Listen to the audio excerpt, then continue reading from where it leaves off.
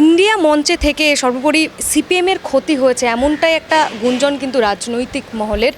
কি মনে করছেন, কংগ্রেসের সঙ্গে জোট করাটা কি আলটিমেটলি মানে একটা ফ্যাসাদে পড়তে হয়েছে দলকে? কংগ্রেসের সাথে তো আমরা সিট আসন সমঝোতা করেছি, পশ্চিমবাংলাতে করেছি, সারা দেশে করিনি। একটা বড় দেশ, আলাদা আলাদা রাজ্যের আলাদা আলাদা কম্পালশন আছে। সেই অনুযায়ী আমরা প্রথম থেকেই বলেছি যে ইন্ডিয়া ব্লক, এই ব্লক সারা দেশে একই রকমভাবে কোনো সমঝোতা হতে পারে না।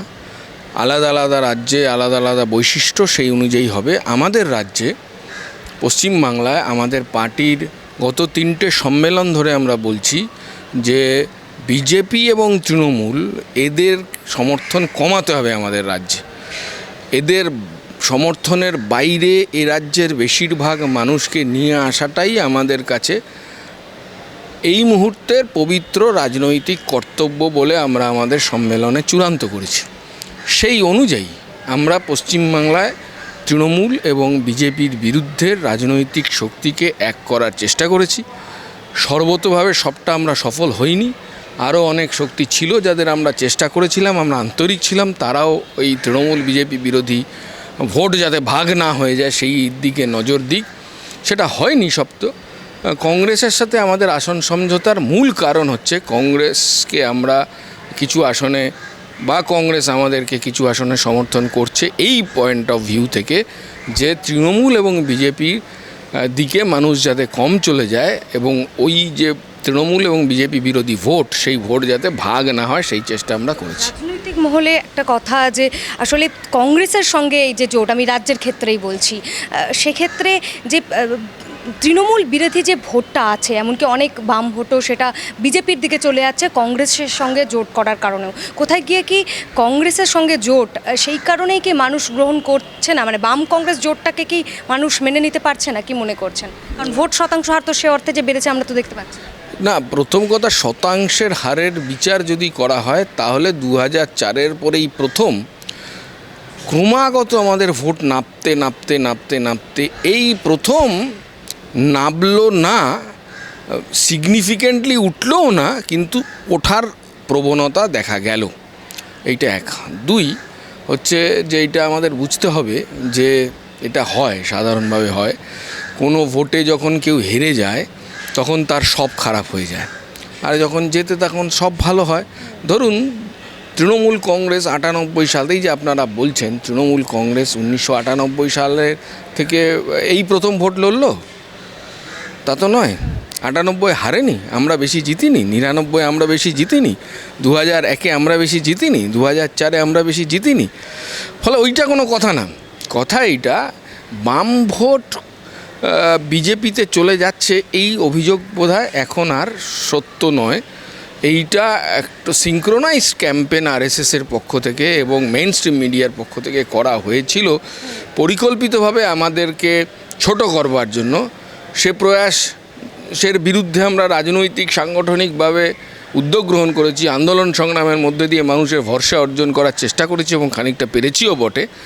ফলে বাম ভোট কংগ্রেসের সাথে আমরা যাওয়ার জন্য বিজেপিতে চলে গেছে এরকম ব্যাপার না। সেই বাম মানুষ যদি এরকম কেউ থাকে, আমি জানি না, এরকম নেই, তাদের আমি অনুরোধ করব যে ত্রিপুরার দিকে তাকান।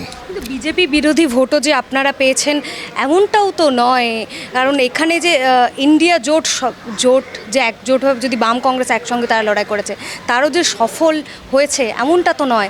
তৃণমূল কংগ্রেস বিজেপি বিরোধী ভোটটা পেয়েছে, সেটা তো পরিষ্কার রেজাল্টে দেখা গিয়েছে। হ্যাঁ, তা তো পেয়েছি আমরা।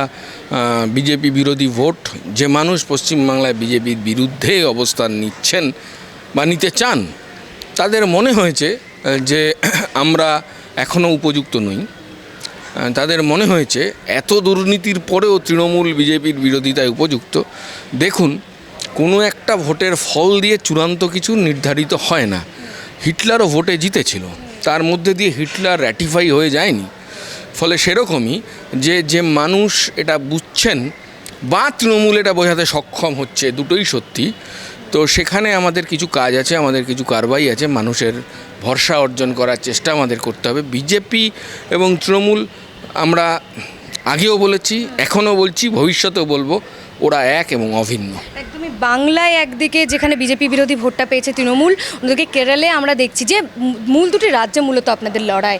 সেই কেরলে দেখা যাচ্ছে বিজেপি বিরোধী ভোটটা পেয়েছে কংগ্রেস। তাহলে কোথাও গিয়ে কি ইন্ডিয়া মঞ্চে থেকে দলেরই ক্ষতি হয়েছে, মানে সিপিএমের ক্ষতি হয়েছে কি মনে হয়? না না, প্রথম কথা হচ্ছে যদি আমাদের পার্টির বোঝাপড়ার ভিত্তিতে ভাবতে হয়, একটা আমাদের পার্টির বোঝাপড়ার ভিত্তি আর একটা দেশের মানুষের বোঝাপড়ার ভিত্তি, দুটো সবসময় এক জায়গায় আসবে এরকম নাও হতে পারে।